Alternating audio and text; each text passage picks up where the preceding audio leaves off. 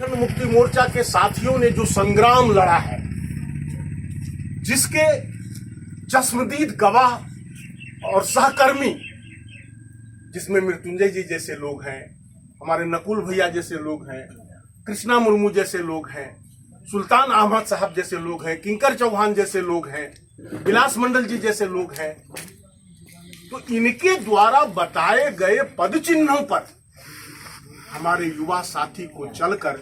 Party के इतिहास को जानते हुए कि आपके पार्टी का कर्तव्य क्या है। आप सभी जानते हैं कि दिसम गुरु शिबू सोरेन जी के आह्वान पर हम आदिवासियों के लिए, मूलवासियों के लिए, गरीबों के लिए जो हम लोगों को सबसे बड़ी उस समय हमारे समाज का जो एक कोण था वो था महाजनी प्रथा।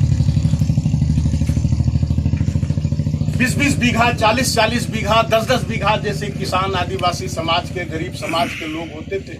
जो आर्थिक अभाव में जब वो महाजनों से अपने विपत्ति के समय में कुछ कर्ज लिया करते थे तो जीवन उनका बीत जाता था, लेकिन सूद में ही सब उनका कर्म चला जाता था, मूलधन का भी उसका वापसी नहीं होता था और वे पीढ़ी दर पीढ़ी ब्याज और सूद के चक्की में पिसते जाते थे। गरीबों का जमीन सुधरना के नाम पर लिखा लिया जाता था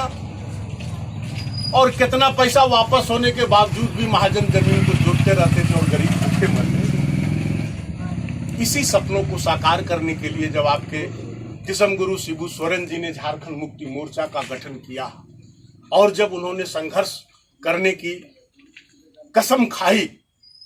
तो उसी के समय में आपके कोल्हान के जमशेदपुर जो इलाका आप बोलते हैं, उस समय में गुरुजी के साथ साथ विनोद बिहारी महतो जी एक क्रांतिकारी नेता हुआ करते जो बोकारो जिला से बिलोंग करते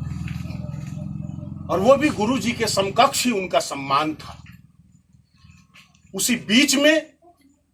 80 के दशक में ही निर्मल महतो जैसा क्रांतिकारी आदमी जब झारखंड के जमीन पर उद्धृत हुआ तो कहा जाता है कि संगठन हर एक लोग चलाने वाले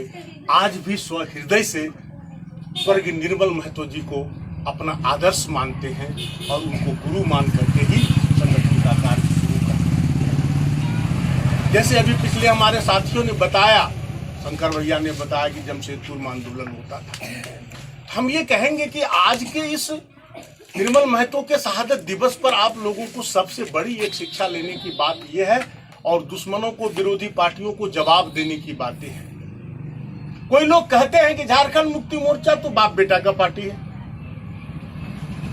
शिबू सोरेन जी हैं, उसके बाद में हेमंत सोरेन जी हो गए, फिर यही हो। लेकिन आज आपको इस बात को, विरोधियों को जवाब देने का सबसे बड़ा सबूत है कि झारखंड मुक्ति मोर्चा में भी जो सक्षम संगठन करता हुए, जिसके अंदर जनता को, युवाओं को उनके दुख दर्द में, गरीबों की लड़ाई लड़ने में जो सक्षम हुआ और जिसमें सामर्थ्य नजर आया,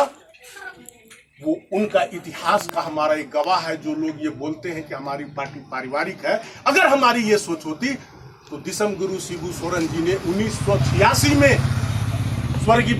विनोद बिहारी महतो जी के निधन के बाद सारे पार्टी के लोगों ने उनसे कहा था कि गुरुजी अब आप ही जो है अध्यक्ष का कुर्सी संभालिए। लेकिन उसी समय में ये क्रांतिवीर इतने लोगों की, ये गरीबों की लड़ाई लड़ते थे कि इनसे इतना गुरुजी प्रभावित हुए कि दिसम गुरु शिबू सोरेन जी ने अपना अध्यक्ष ना बन करके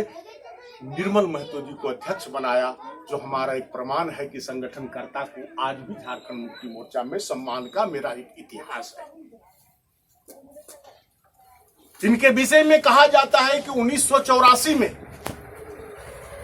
गोवा में इसी तरह झारखंड मुक्ति मोर्चा का संघर्ष का आह्वान पर मीटिंग का हुआ था, जहां पर वर्तमान सरकार के द्वारा, उस समय तत्कालीन सरकार के द्वारा गोली चलाई गई थी, उसमें जिस बहादुरी से निर्मल महतो जी ने लड़ाई लड़ी थी कि गुरु जी इनसे काफी प्रेरित हो गए और उन्होंने उसी दिन ये निर्णय लिया था कि आने वाला कल का पार्टी का अध्यक्ष निर्मल महतो जी को बनाया। ये स्वयं तो युवा थे ही, लेकिन आने वाले युवाओं को किस तरह से पार्टी से जोड़ा जाए, कोई सीखे तो वो निर्मल महतो जी से सीखे। आज जिस पार्टी का अपने आप को बहुत बड़ा नेता सुदेश महतो जी समझते हैं, वो आजसू की नींव भी इसी निर्मल महतो जी ने ही रखा था। ऑल स्टूडेंट्स झारखंड यूनियन, क्योंकि इनकी ये सोच थी कि एक युवा तो हम लोग हैं, लेकिन आने वाले युवा जो स्कूलों में पढ़ रहे हैं, जो कॉलेजों में पढ़ रहे हैं, उसे कैसे झारखंड मुक्ति मोर्चा के संगठन से जोड़ा जाए, उसके लिए उन्होंने आजसू का नींव यही निर्मल महतो जी ने ही लिखा था और इसको सजाया था, जो बाद में आज हमारा उसको लेते देते पूरा संगठन ही सुदेश महतो चोरी करके लेके भाग गया और कहता है कि हम उसके सुप्रीमो हैं। इनकी कथा हमने किसी से चर्चा में सुना कि 1984 का समय था, जमशेदपुर में एक ब्राह्मण परिवार की बेटी की शादी थी। बेटी की शादी में बारात आ गया। बारात आने के बाद जब सिंदूर दान से पहले लड़का पक्ष जो है रुक गया, बोला जब तक सोने का चैन नहीं दीजिएगा तब तक हम लोग सिंदूर दान नहीं करेंगे, लड़की विदा करके नहीं ले जाएंगे। उसी समय में निर्मल महतो जी को पता हुआ, ये तुरंत वहां पहुंच गए। अब पहुंच करके इन्होंने लड़की के पिता से कहा कि आपको घबराने की आवश्यकता नहीं है, इन्हें सोने का चैन ही न चाहिए। और ये सोने का चैन बराबर ये पहनते थे, जो इनकी मां ने इन्हें एक गिफ्ट के रूप में इनको दिया था। और इन्होंने तुरंत अपने गले से वो सोने का चैन उतार करके उस ब्राह्मण परिवार के कन्यादान के दान हेतु इन्होंने बारातियों को समर्पित किया था और रात भर रह करके शादी संपन्न करा करके ये बात की। तो इन सभी कथा को अगर हम वरिष्ठ नेता इसी श्रद्धांजलि दिवस के अवसर पर मनाते हुए आपको हम ये इतिहास बता पाते हैं, तो मुझे लगता है कि हम लोग इनके शहादत दिवस पर सच्ची श्रद्धांजलि अगर हम अर्पण करते हैं तो मेरा यही होगा कि इनके कर्मों से आप लोग अपना मार्गदर्शन करें। और आज आप जितने जिला समिति के लोग हैं, बहुत अच्छी वातावरण में, चूंकि आप सभी जानते हैं कि कोरोना पीरियड में आम राजनीतिक मंच करके कोई प्रोग्राम करना अभी सरकार के द्वारा मना है, इसलिए हम लोगों ने पूरा सादगी के रूप में इनके शहादत दिवस को मनाया है। और साथ ही साथ